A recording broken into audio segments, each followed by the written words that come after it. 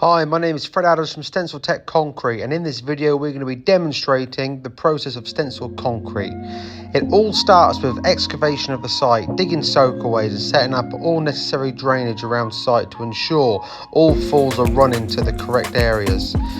Next stage, installing formwork. Now at this stage we like to set the formwork to levels so we've got a beautiful line to work to with our screeding and raking of the concrete. We always like to use damp-proof membrane whenever possible because of hot weather conditions. It can reduce the risk of cracking. Now it's time to lay the concrete. At this stage we're now raking the concrete, we're placing it in place, getting it ready for the screed bar, setting screed lines and pulling it back to ensure all falls are all working to the correct slopes and pitches, ensuring that there is no puddling on the site.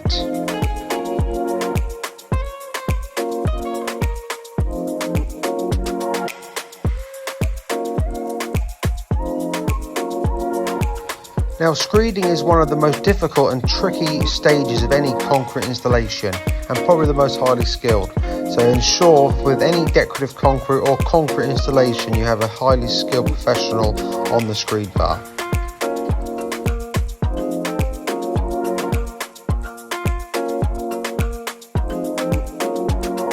Once the surface of the concrete has been ball floated, it's now time to apply the stencils. Now our stencils come in over 37 varieties and have a multitude of different applications, from new installations to overlays, walls and many more. It's important when applying these stencils to wet concrete not to trowel them into the surface too deep, as that can cause chipping when it comes time to remove them.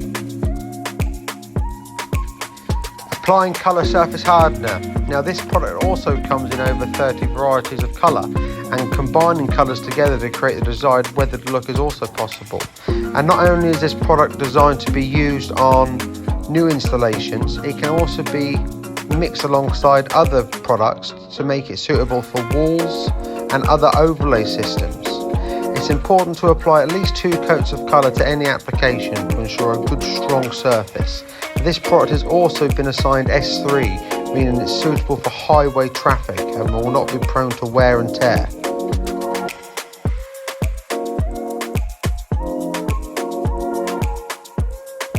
A multitude of different textures can be achieved with stencil concrete, such as using a texture gun, textured rollers, texture skins, or hand burnishing like what we're doing in this video. This will achieve a knockdown texture which leaves the surface rough and smooth so you get the look of natural stone but without the slipperiness. Now it's time for the best part of the job, removing the stencils. At this stage of the job it exposes the beautiful grout lines, showing the beautiful effect of grouted paving, which has always been a very desirable look but has always come with a very high price tag in natural stone or block paving. But with this look you get the exact same effect but without the issues of loss of grout or weeds sinking, as it is all solid concrete which will never be prone to all those high maintenance factors.